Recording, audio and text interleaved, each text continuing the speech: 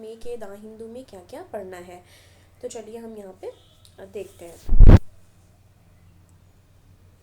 Okay, अब यहाँ पे देखो एक केस की बात हुई है, Bilkis Bano case convicts playing for time supreme court जज ने बोला है ये चीज़। यहाँ पे देखो बात क्या हो रही है, 1 minute. Justice K.M. Joseph on division bench of the Supreme Court on Tuesday said that it was more than obvious that men released early from life imprisonment in the case of gang rape of Bilkis Bano and murder of her family member during 2002 Gujarat riot were raising a measure of procedural objection in successive court hearing to avoid this bench। मतलब वो ये कह रहे हैं कि जो mains हैं उनको अर्ली रिलीज़ कर दिया गया था, जो लाइफ इम्प्रिजनमेंट हुआ था gang rape Bilkis Bano case था जो उसमें। Justice Joseph noted that time was running out for him with his retirement now just day away. तो ये सब तो हमें नहीं इतना ध्यान देना है कि उनकी रिटायरमेंट आ रही है, क्या है क्या नहीं। हमको बस यहाँ पे क्या चीज़ें जाननी है ये देखो। Seeking delays, the oral remark came after the courtroom range with submission made by the lawyer for the 11 released convict who claim that they are not served notice of the case. They sought an adjournment by at least 2 weeks to file their counter affidavit to Miss Bano's petition challenging the decision of state of the Gujarat। तो मतलब उनको time मिला है कि वो क्या कर सकते हैं, पिटीशन फाइल कर सकते हैं। ओके, तो देखो ये बिल्किस बानो केस जो है उसमें जो ये इनका हुआ है उसके लेके बात यहाँ पे चल रही है बिल्किस बानो केस को लेकर के, जिसमें कहा जा रहा है जो मेन है वो जल्दी रिलीज़ कर दिए गए हैं। ये बस ऐसे ही देखना था हमें, ऐसा नहीं है कि आपको ये पूछेगा एग्ज़ाम में कि उनको जल्दी रिलीज़ कर दिया गया या नहीं कर दिया गया। ये क्वेश्चन एग्ज़ाम में नहीं आते इस तरह के। ये यहाँ से हमारा क्वेश्चन बन सकता है गिग इकोनॉमी से रिलेटेड, ठीक है। इसको पूछ सकते हैं एग्ज़ाम में गिग इकोनॉमी, क्योंकि हम इकोनॉमी वाला जो हम पार्ट कवर करते हैं उसमें गिग इकोनॉमी से भी रिलेटेड हमारे रहते हैं। अब आपको ये पता होना चाहिए कि गिग इकोनॉमी है क्या। गिग इकोनॉमी वो होता है जो ट्रेडिशनल एम्प्लॉयर और एम्प्लॉय का जो रिलेशन होता है उसमें वो नहीं कंसिडर किया जाता। पर क्या हुआ था कि जो एक कोड ऑफ सोशल है, जो मतलब सोशल कोड, उसमें एक चीज़ बताई गई कि हाँ उसमें डिफ़ाइन किया गया पहली बार गिग मतलब उसमें गिग वर्कर से रिलेटेड उसमें डिफ़ाइन किया गया, ठीक है। और ये भी कहा गया कि उनके जो पीएफ फंड ये सब है उसको उससे रिलेटेड भी देखा जाए और उनका एक रजिस्ट्रेशन जो है वो भी होना चाहिए। और हमें ये नहीं जानना होता, जैसे यहाँ पे देखो एग्जाम्पल है ब्लिंकिट का। Blinkit worker who went on a strike resumed work after holding out the barely a week for many gig worker reducing earning over the year is lived reality। तो मतलब इसमें जो वो स्ट्राइक कर रहे थे उस सबसे रिलेटेड यहाँ पे दिया हुआ है। हमें इस तरह नहीं जानना है कि ब्लिंकिट ने क्या बोला क्या नहीं। हमें अपना जो न्यूज़ है उससे हमारी एग्ज़ाम के लिए क्या निकल रहा है वो हमको वहाँ पे जानना होता है, ठीक है। तो इससे रिलेटेड हम शॉर्ट नोट में भी अपना देखेंगे कि गिग वर्कर और ये सबसे रिलेटेड। तो बस हमको ये जान लेना है कि हाँ जो ये टॉपिक है हमारा वो उससे रिलेटेड हमको पढ़ना है, ठीक है, गिग इकोनॉमी। तो यहाँ से हम जानेंगे गिग वर्कर के बारे में। ओके, नेक्स्ट हम आ जाएंगे, यहाँ हम एडिटोरियल वाले पेज पे आ चुके हैं। यहाँ पे एडिटोरियल वाले पेज पे हमारा एक न्यूज़ है जो कि हमें देखना है, वो है a good divorce. A good divorce से रिलेटेड एक न्यूज़ है हमारा, ये हमको यहाँ पे देखना है। तो यहाँ पे क्या बात की जा रही है, breakdown of marriage should be a ground for divorce. तो ये पता ही है सबको। ओके, यहाँ पे बताया जा रहा है not all marriages are happy and not all divorces are unhappy. मतलब एक लाइन बता रहे हैं कि सारे मैरिजेस जो होते हैं वो सही जाए ये ज़रूरी नहीं, और सारे डाइवोर्स जो हैं वो एक बैड नोट पे ख़त्म हो ये भी, ठीक है, ऐसा नेसेसरी नहीं है। तो यहाँ पे गुड डाइवोर्स की बात की जा रही है। For those who want to opt out of bad marriages, Monday Supreme Court की रूलिंग आई है किस चीज़ पे, on divorce will be seen as a good move.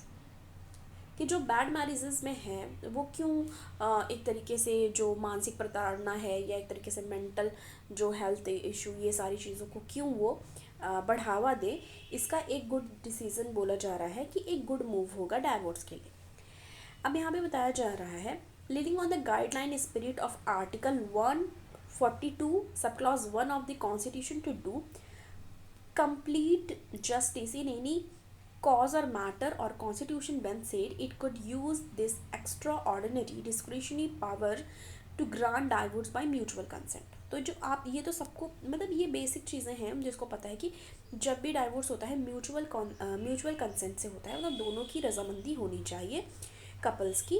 Trapped in a bitter marriage, मतलब अगर किसी भी तरीके से बिटर मैरिज में वो हैं तो दोनों के कंसेंट से डाइवोर्स, म्यूचुअल कंसेंट से डाइवोर्स हो जाता है।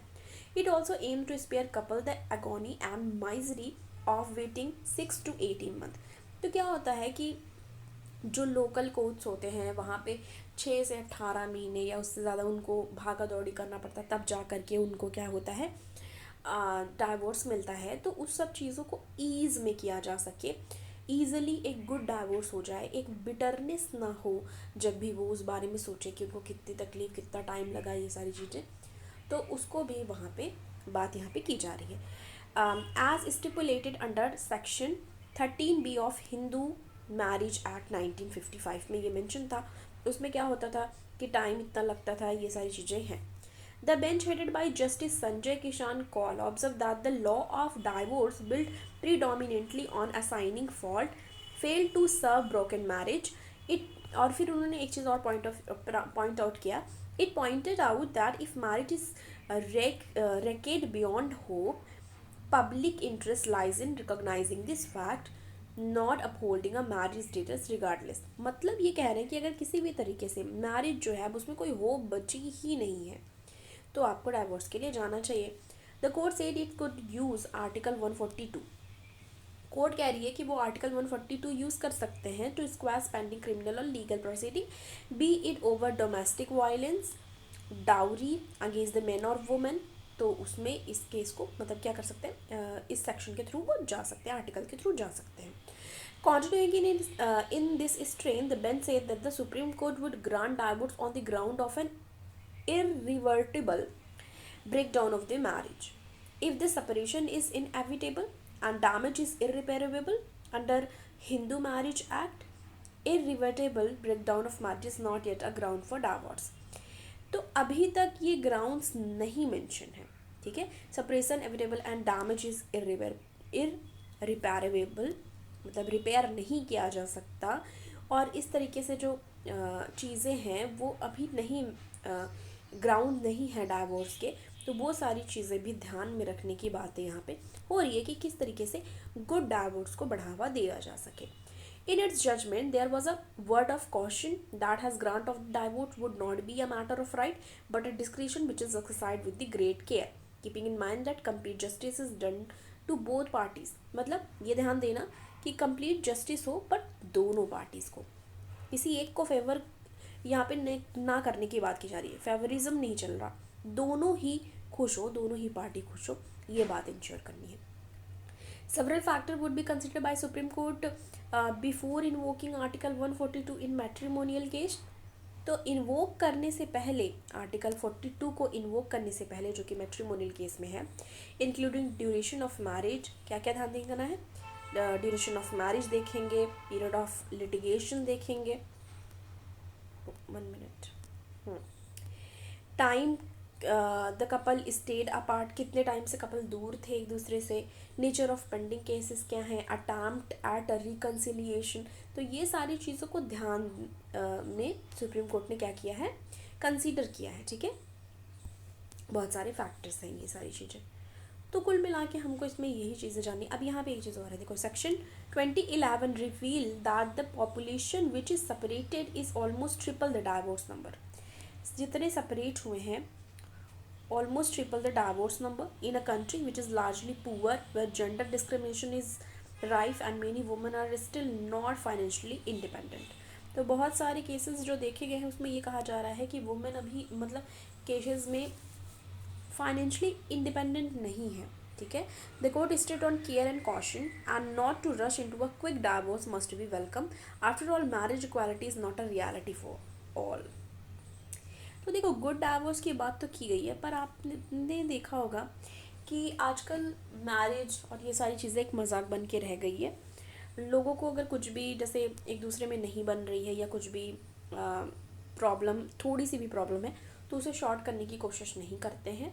वो डाइवोर्स के लिए पहले सोचते हैं. आजकल की जनरेशन की बात अगर की जाए, जो हमारी जनरेशन है, आगे चल के ऐसा हो सकता है जब उनकी शादी होगी तो वो हमेशा डाइवोर्स एक माइंड में रहे. पर पहले के टाइम पे क्या होता था, अभी पहले के टाइम पे लोग ये सोचते थे कि हाँ बहुत ही मतलब सुलझाने की कोशिश करते थे, एक दूसरे को समझाते थे.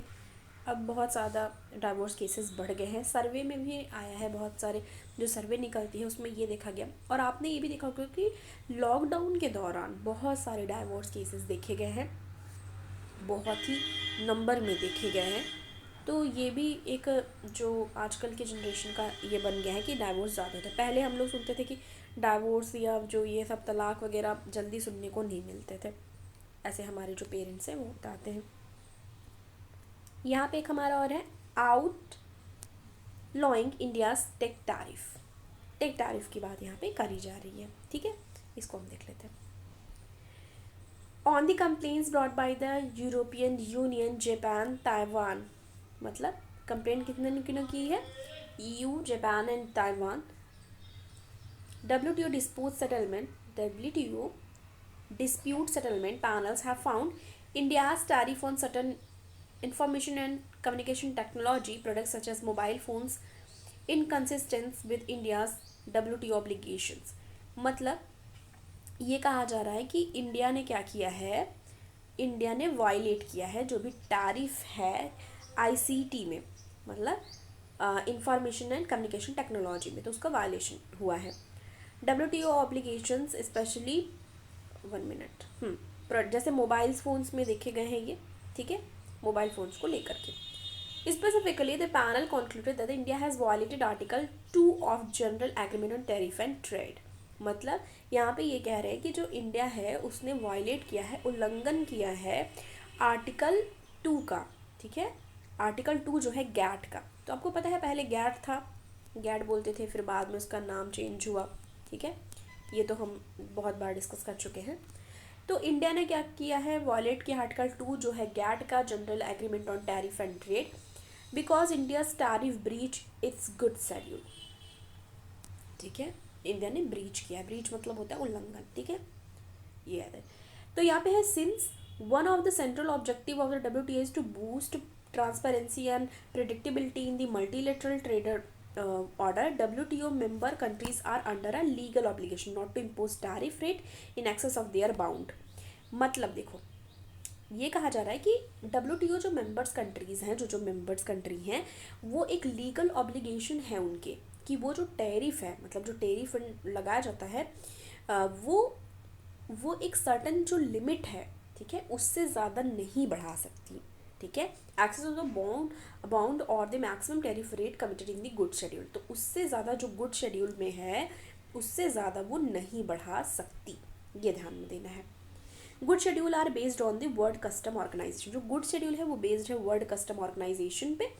Classification system which has catalogue trade product with specific name and number.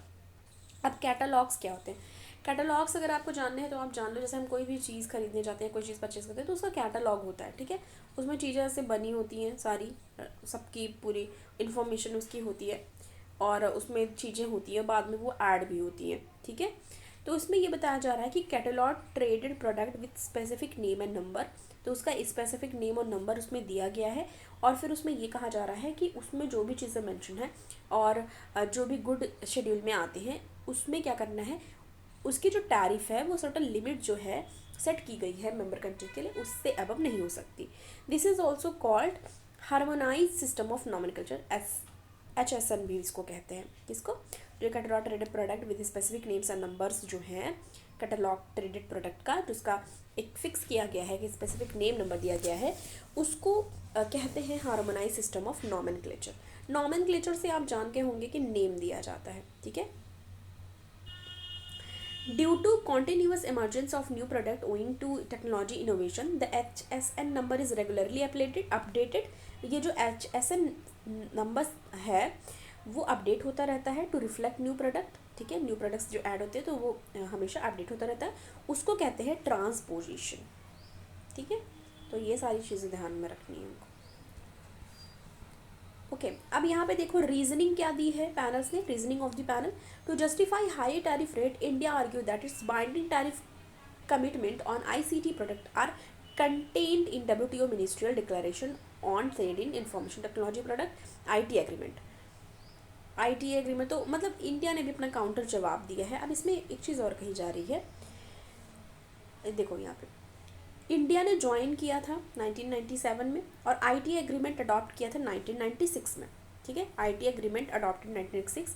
और ये क्या है, ये आईटीए एक अरेंजमेंट है। ठीक है, is an arrangement through which select WTO member countries to see eliminate duties on IT product. इसमें क्या होता है, एलिमिनेट करें जो ड्यूटीज है आईटी प्रोडक्ट की। However the commitment under the ITA become binding on countries under article 2nd 1A and B of GATT only if they are incorporated in good schedule। तो देखो फिर एक चीज़ इंडिया ने ये कहा कि चलो ठीक है, आप जो मतलब ये बता रहा है कि I T become binding on countries under article 2 1A GATT only, पर इसमें क्या बताया है कि इंडिया ने भी अपनी काउंटर चीज़ें बोली है। Accordingly the panel held that जो इंडिया के गुड शेड्यूल है not the ITA is the source of India's legal obligation on tariff including product covered by ITA। तो मतलब उसको ध्यान में रखना चाहिए, ये सारी चीज़ें यहाँ पे बता रहे हैं। पैनल ने क्या किया, रिजेक्ट किया है इंडिया के contention that is commitment under ITA are static. India ने आर्ग्यू किया है इस पर। ठीक है, पैनल ने जो बोला उस पर इंडिया ने आर्ग्यू किया है that its commitment under good schedule do not include product that emerge due to technological innovations. वो बोल रहे हैं वो प्रोडक्ट नहीं आ रहे हैं इसमें जो कि एक टेक्नोलॉजिकल इनोवेशन से रिलेटेड है after the conclusion of ITA। But panel held that the ITA can not override the tariff commitment even in the India's good schedule. अब इसमें एक चीज़ और बताई जा रही है, finally panel also denied India's argument based on article 48। Article 48 के basis पे जो इंडिया ने आर्ग्यूमेंट किया उसको भी डिनाई कर दिया है पैनल ने कि of Vienna Convention on Law of Treaties, which enter earlier, declare that an error in the treaty would invalidate a state consent. India argued that an error was committed during the transpiration of good schedule from HSN 2000। इसमें India ने argue किया है कि जो ये error है that an error was committed, जो हुआ है वो जो ट्रांसपोजिशन है good schedule from HSN 2002 edition जो है उससे हुआ है। Panel accepted India's argument that at the time of transposition, मतलब ये सारी चीज़ें चल रही हैं। पर आपको हमको क्या जानना है इसमें, हमें ये जानना है इसमें कि जो टेरिफ है, ठीक है, हमें दो कुछ चीज़ें जाननी, जैसे कि ये बोल रही है पैनल कि इंडिया ने वायलेट किया है, ठीक है, आर्टिकल 2 जो GATT का है। पहली चीज़ ये हमको जाननी है कि इंडिया ने वायलेट किया आर्टिकल 2 जो है GATT का। फिर उसके बाद ब्रीच किया है गुड शेड्यूल का, ये जानना है। फिर हमें जानना है कि कैटलॉग दिया रहता है उसमें नेम एंड नंबर्स होते हैं जिसको हार्मोनाइज सिस्टम ऑफ नॉमेनक्लेचर कहते हैं, HSN कहते हैं, इसके बारे में हमको जानना है। और जो ये अपडेट करते रहते हैं न्यू प्रोडक्ट वगैरह का उसको ट्रांसपोजिशन कहते हैं।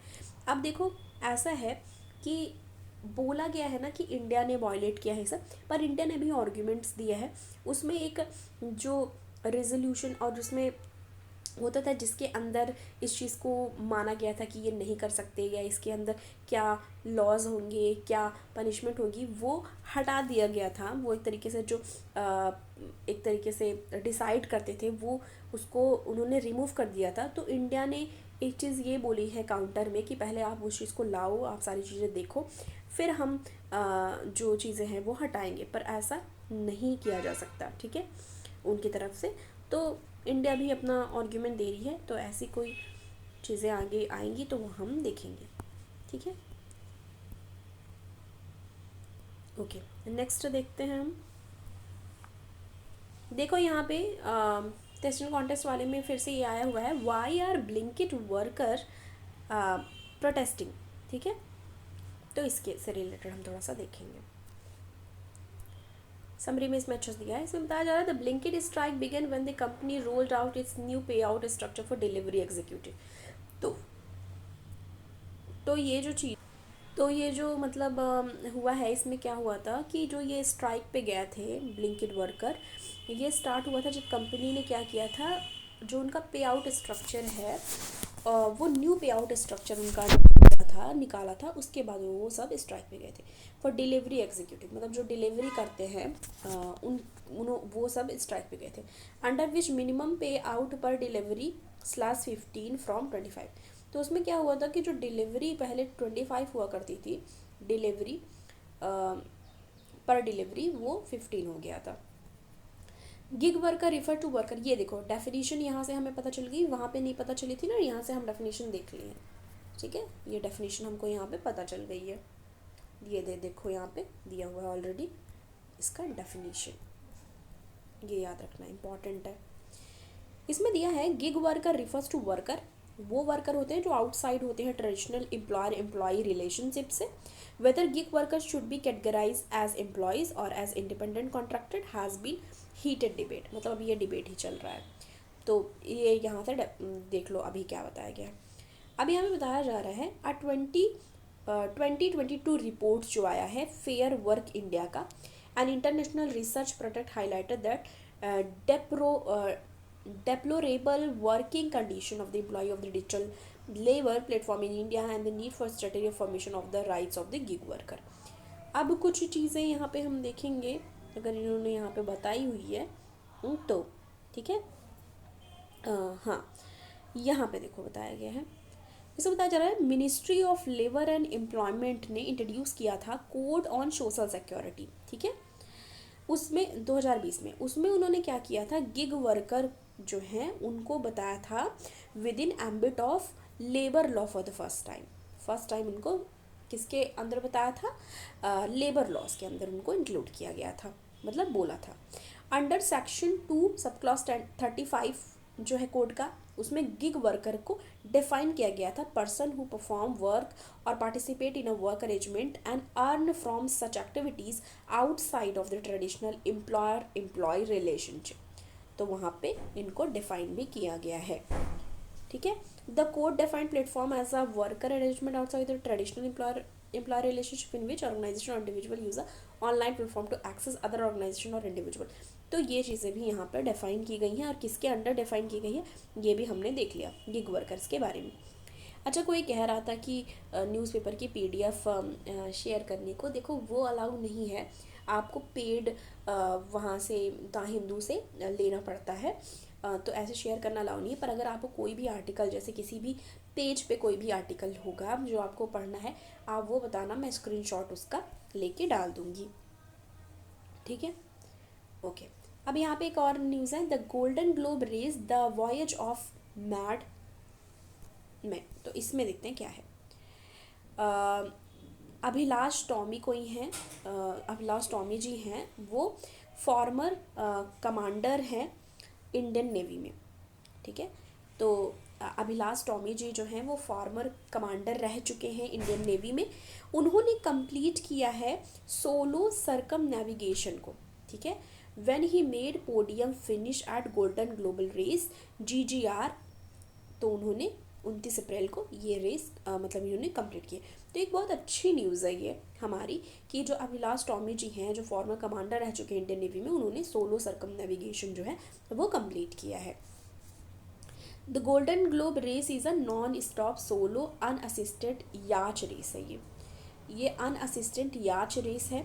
ठीक है, अराउंड द वर्ल्ड, जो इन्होंने ये फर्स्ट टाइम 1968-69 में हुआ था। वन ऑफ द कंडीशन इस रेस की ये है, जो कंटेस्टेंट्स हैं वुड यूज़ बोट डिज़ाइन, मतलब वो यूज़ करेंगे boat design to prescribed pre modern specification and would not be allowed to use any modern navigation gear. ये याद रखना है, यहाँ पे इनको अलाउ नहीं है, would not allowed to use modern navigation gear, कि जो मॉडर्न नेविगेशन गियर है, गियर्स जो लगाए जाते हैं उसको वो नहीं यूज़ कर सकते। Only 3 of 11 contestants of GGR 2022 lasted the course of the race. तो 11 ही लास्ट तक बचे थे। ठीक है, ये बहुत ही अच्छी एक बहुत ही बड़ी बात है कि जो हमारे इंडियन नेवी के फॉर्मर कमांडर हैं अभिलाष टॉमी जी, उन्होंने क्या किया, इस रेस को कंप्लीट किया। ठीक है, तो ये न्यूज़ हमको ये जाननी है, बहुत ही बड़ी बात है हमारे लिए, हमारी नेवी आर्मी अच्छा कर रही है। यहाँ पे एक आया है de dollarization, the race to attain status of global reserve currency. De dollarization की बात यहाँ पे करी जा रही है। डी डॉलराइजेशन क्या होता है?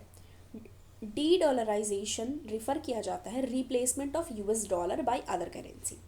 इसमें क्या किया जा रहा है? रिप्लेस किया जा रहा है डॉलर को अदर करेंसी के साथ रिप्लेस करने की बात को कहे, जो वर्ड यूज होता है उसको डी डॉलराइजेशन कहते हैं as a global reserve currency, global reserve currency के तौर पर। अब यहाँ पे देखो रिजर्व करेंसी क्या है?